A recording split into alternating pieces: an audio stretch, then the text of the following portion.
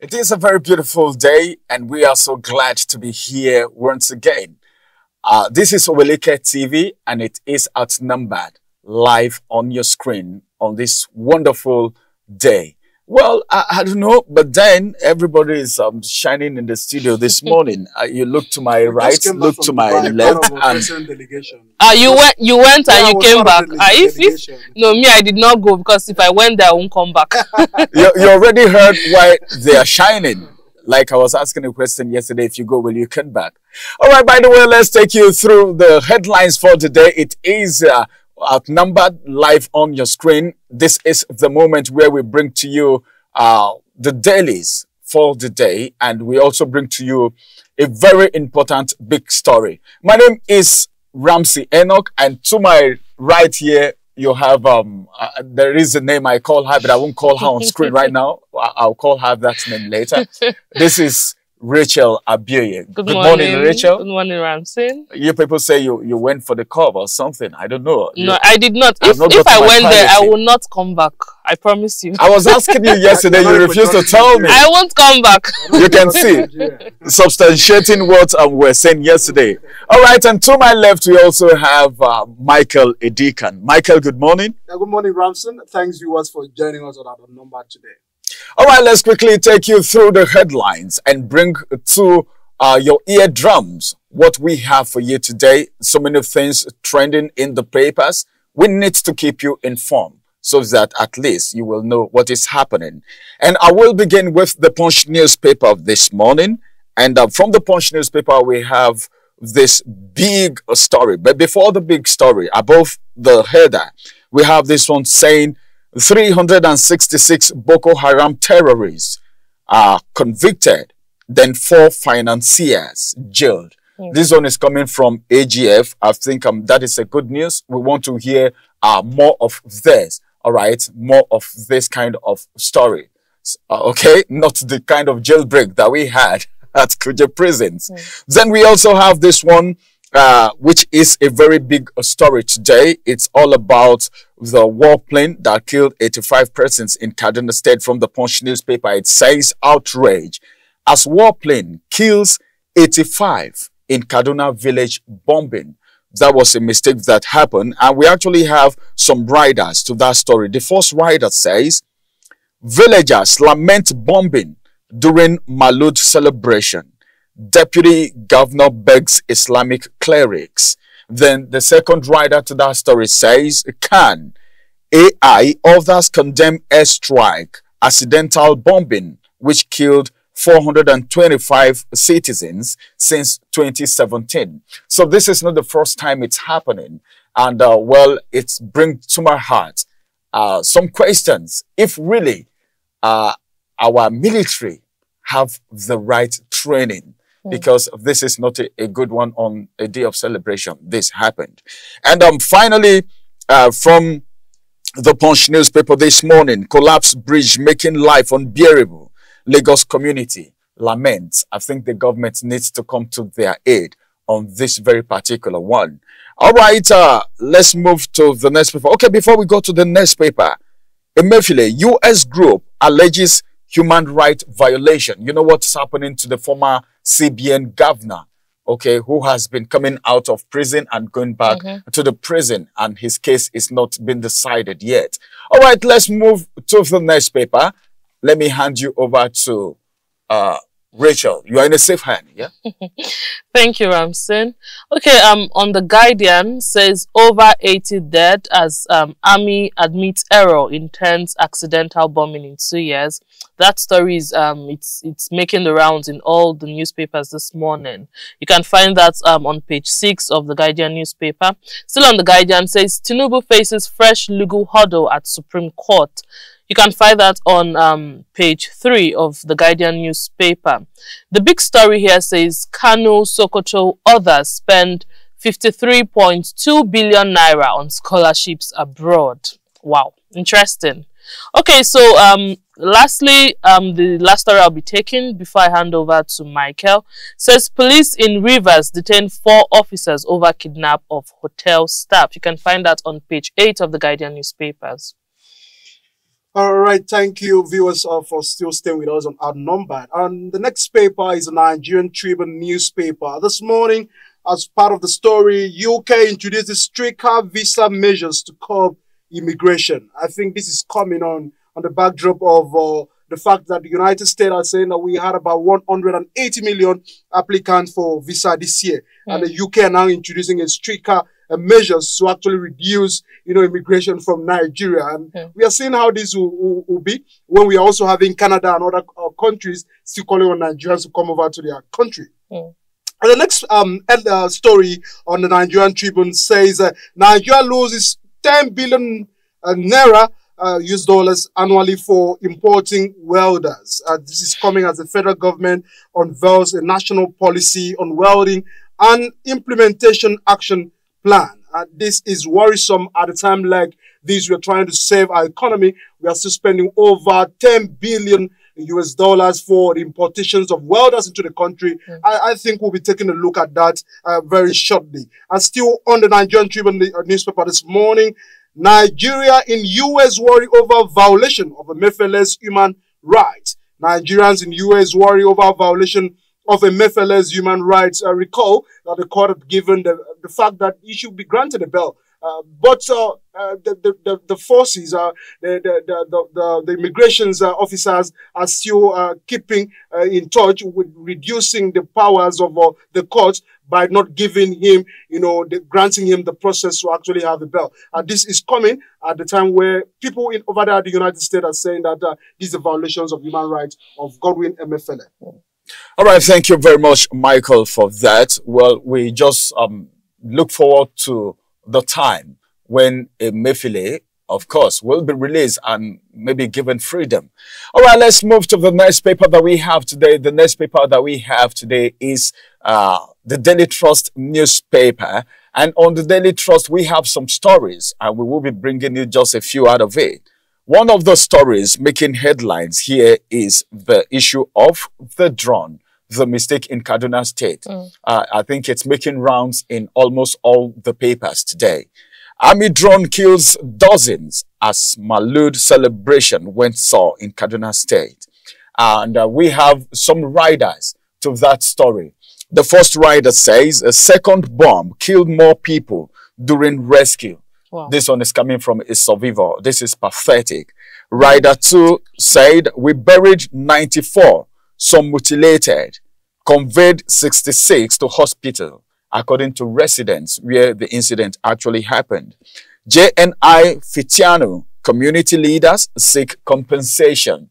Well, compensation. There is no amount of compensation that can bring back a human life. So in times like this, it amazes me when people even talk about compensation. Well, I think the government will need to do something about that because whether you like it or not, maybe there could be parents involved in this incident that may have left behind their family members, maybe kids or wives and children that cannot fend for themselves. And finally, one of the riders said, incident unfortunate, military in Kaduna State. That is the major story. Then another story again right here said Nigeria records 1.8 trillion naira surplus as foreign trade jumps by 60.7%. Well, that is on a high side.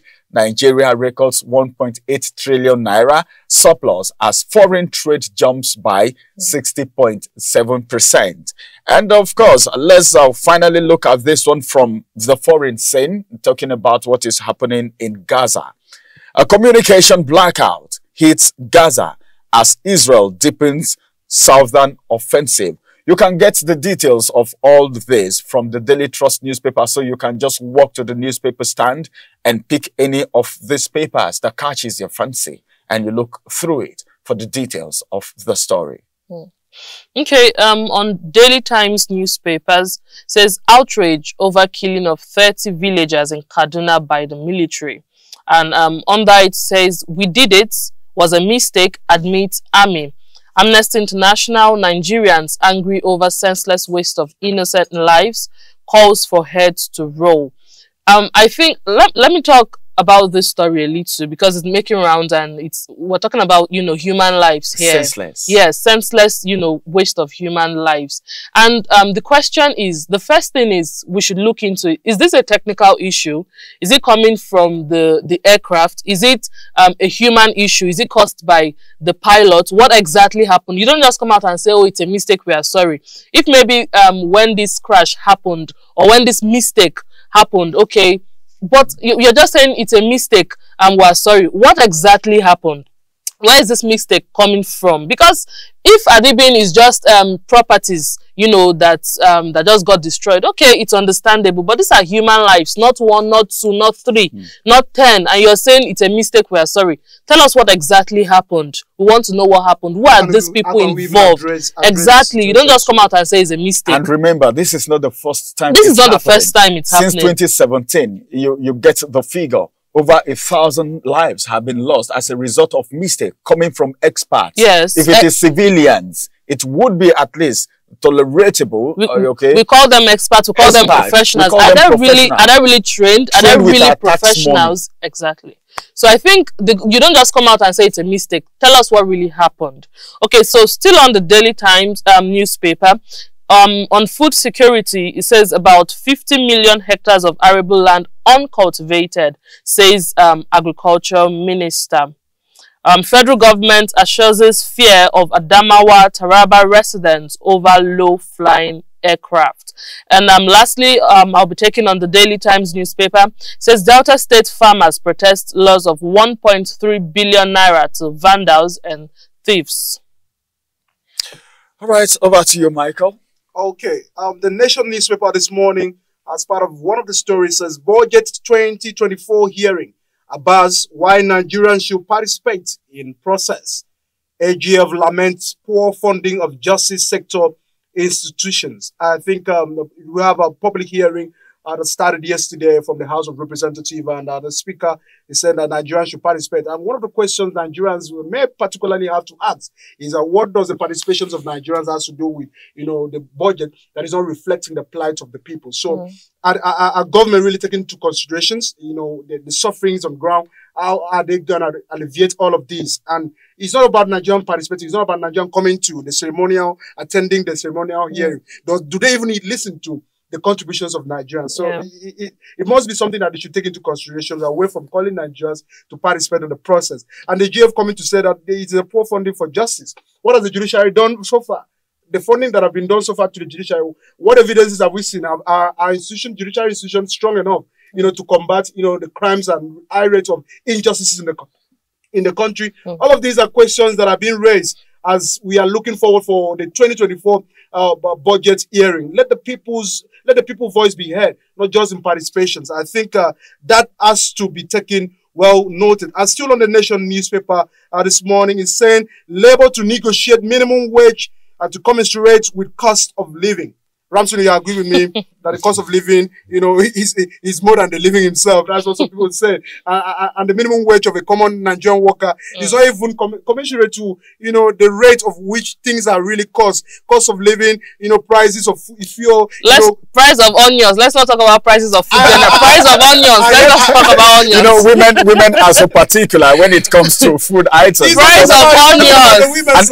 Onions is the new gold in town. To say the least, if you get to the market and get to know the price of commodities, you know, because you're always there, it will amaze you what is happening. So the minimum wage, they call it a take home. It doesn't take anyone home. No, it doesn't. And we keep on hearing of increase. NLC, this. But then, no headweights.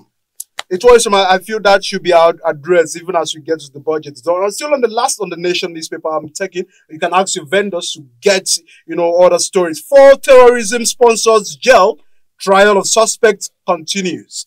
I think the use of high rates of we're having some people sponsoring this terrorism. You know, some of them, 4 of them, have been jailed, and the trial of some of the suspects is still ongoing. So we feel that, you know, they should be brought to book so that we can actually cope, you know, the sponsorship of this menace. But again, I hope this is not just for the papers. I hope they won't come out tomorrow and say they are repented, and so they are now training them for one thing or the other. So they should just go out to the society. Yes. See, one big mistake, when you if it is in a climb where things happen very well, you don't just put people like that, mix them with other people in the society, just like that. Because there are so many things you need to look at.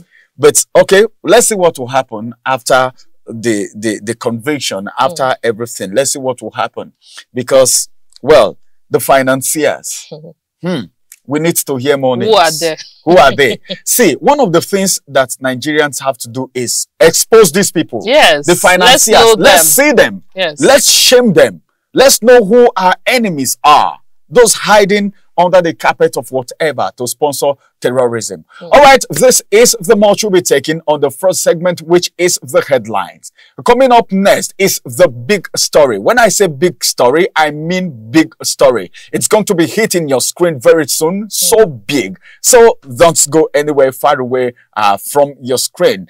Ramsey, Rachel, and Michael will be returning back again after this break to bring you the big story. We will be right back.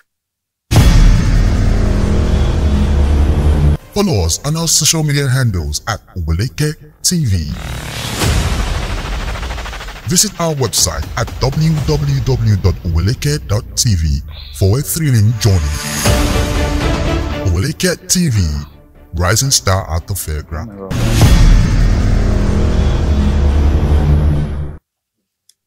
Welcome back from that break. In case you're just tuning in, it is still outnumbered on Oweleketv with Ramsey, Rachel, and Michael. Well, I call it the RRM crew. Well, as it is right now, we will be bringing you the big story. So many things are happening. You can pick the papers from your vendors at the paper stand, so you can go through the pages of the paper and get yourself acquainted with what is happening. But then we have this big story that we want to talk about here. And so many things have plagued the economy. So many things has caused problem for the average Nigerians. And to an extent, if you look at it, if you want to do a check and balance, you will discover that there is a lacuna, of course, in the governance of the country. And where is this problem coming from? It is coming from the top. When you have a square peg in a round hole, it becomes a problem. Let's look at this right now. We want to look at this story from the Tribune newspaper, bringing in welders, okay, into this country. What has it cost us? Okay, the humongous amount that is being spent on this mission is something that will amaze anyone that looks at it. If you look at the Tribune newspaper, one of the stories there says Nigeria loses $10 billion annually. I want you to just know that annually. This money is being lost annually. And we're talking about $10 billion. All right. Dollars. It's not even naira this time. It is dollars. For importing welders. Imagine, well, let me not say this because someone will be thinking, I wanted to say, what if you share this money for Nigerians? Do you know how much one person is going to get? Maybe you in one state. And of course, this money is being spent annually for importing welders. Questions begin to come to mind. Rachel, Michael, don't we have welders in this country? What are these welders coming to do? Can't we train our welders if they are not qualified enough to handle this project? Then for how long would we continue to spend this money? This money is humongous. In a country where the economy is dwindling, in a country where the poor man is crying on a daily basis, in a country where people don't even have means of livelihood, this big amount of money is being spent just to bring in welders. What would you think about that? And so many questions keep ringing in the heart of Nigerians. But then, how do we get here? That's the question. How do we get here? How do we find ourselves here? Remember, They are bringing in these people because they felt they are experts that could handle this oil-related welding. All right? But then, the NNPC has been there before it became NNPCL, has been there. All right? The refineries have been there. Not today. So, this money has been spent annually. I'm talking about annually here. So, spending this money annually, why not train our own welders so they can do this? Because if you want to look at it critically, the money that one politician cuts away, okay, can train as many welders as possible. We have over what's a million? If I say million, it's even underestimated. We have over up to 10 million welders in this country, if not more. Okay? So why not just pick all right, we have technical colleges, we have in the universities, we have people who are doing engineering, we even have people who are studying all these things. Why not do what is necessary and train these people so they can handle this project instead of spending $10 billion annually just to import welders? Our mates, other countries are importing commodities, importing things that will benefit the common man. You are importing welders. Even are the refineries working? What are we benefiting from the oil? I beg to ask. Well, I don't know, but then I don't see this as a welcome development, spending $10 billion annually to import welders. Let's import other things. Not Why do we even need to import other things? You see, this $10 billion that is even written here. The question is, do you think they're actually using this $10 billion to import welders? Do you think this money is for No, it's just they just need to put out a figure that, okay, this is what we used it to do. Because I know if they say, oh, 10 billion naira is missing, they cannot come and say snake has swallowed 10 billion naira again. They cannot come and say one office got burnt, and so money and files and documents and receipts got burnt. They cannot come and say monkey has swallowed money. So they have to look for something to peg this amount of money to, and so they have to say, oh, we're importing welders. And you know, there are some countries, it's not even wrong if you want to bring in professionals or experts from another country we have them to come and do you know, some things for you. But you're spending $10 billion annually. If you're bringing in these people, can we not train our own? Can't you train our own? And the truth is, whether we like it or not, Nigerians are smart. We are intelligent people. Even those who did not even go to school, you know, they are very smart, they're intelligent. And we're talking about welders. If you want to train them, these people will pick up and they will even do better than whosoever you're bringing in. Like I said earlier, this $10 billion is just a way to say, oh, okay, we did something with the money, because there's no, they can't just, you know, come to Nigerians and say, oh, $10 billion is missing. And another thing is, we're talking about $10 billion. Do you know if this one is just for the papers? We don't know the actual amount that they claim to be spending. They just have to bring this 10 billion. What, you know, figures to them, money, mentioning this thing is just like change. And so $10 billion, maybe they just say, oh, let's just give them this one, make it not look like, say, maybe the actual figure now, if you should hear exactly, it's not maybe, it will be more, because they want to do this and do that. So it's not about importing welders, it's about the money, the figure. Maybe they should give us a breakdown. Okay, so is it their flights, their whatever, what exactly is the $10 billion going for annually? It's not just about importing welders. Maybe they are feeding all their accommodation when they come into the country. Can we even see these welders? Can we see them? Can we see what they are doing? Can we see the advantages? Can we feel it that, oh, really, you know, there's a way someone will do something, even if the person is spending more, you don't even care about what the person is spending, oh, because you are seeing the impact of what they are doing. But this one, no evidence, nothing, and you just say you're spending. Nigerian government on papers. You see, we keep on doing the same thing, you know, many times to expect another result. This is a country that, you know, people really, the government really prioritize on giving contracts. Ransom, it will shock you that this 10 billion US dollars is a contract to someone to always bring in welders from outside the country into the country. So it's a special allocation yearly for someone who is not a minister, who may not be a senator, who is just a businessman with the government. And this is the country that we are trying to salvage our situation. Now, as you said, what has been the impact of these welders coming in to build our refineries? Is our refineries even working? Moribund refineries. This is money I've been spending. We don't know how long. They have not even told us how long. Whether it is from 1999 till today that they have been spending this huge amount of money. Yeah. So it's worrisome that we are prioritizing. You know, people want to just eat Nigeria raw. People want to finish the country. Don't say people, Michael.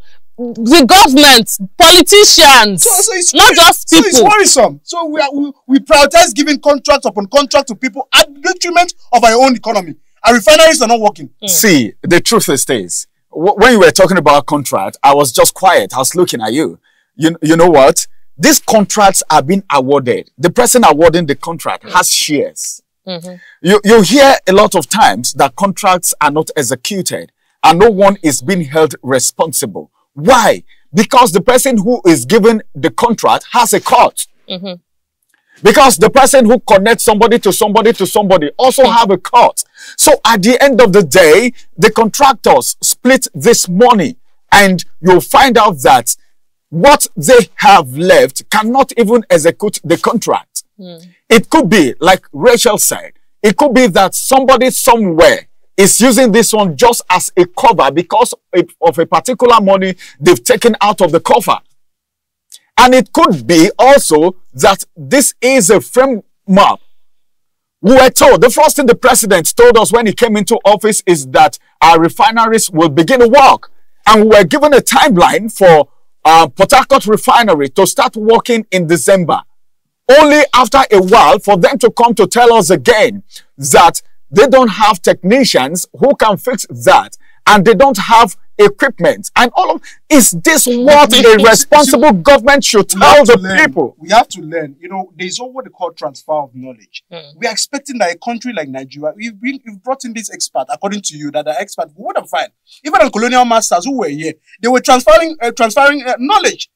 Leadership that we are doing today, many things that we are doing today was a result of us, being colonized. So now that you are going to bring in people to come, the experts that you're so-called, to come and fix our refineries, can't you just get our own welders? We have over 1 million welders. 1 million welders. We have over 1 million welders in this country. Why can't you get them on board so that these guys can transfer the knowledge and they can do it? Nigerians are very intelligent people. By the time you our people are going out every day, even our doctors. Who told you they don't know what they are doing? Look, if it's something that they know will not benefit Nigerians so well, they know let's just give them something. You see that you hear things like we want to empower 50 women, want to empower 1,000 women, want to empower men and this. And when you see the empowerment, they'll give them this grinding machine. They'll give them some things. Okay, they teach them how to make liquid soap and what. And then when you finish teaching them, you go. But the main thing, $10 billion annually. We won't hear them saying we want to empower Nigerians, we want to train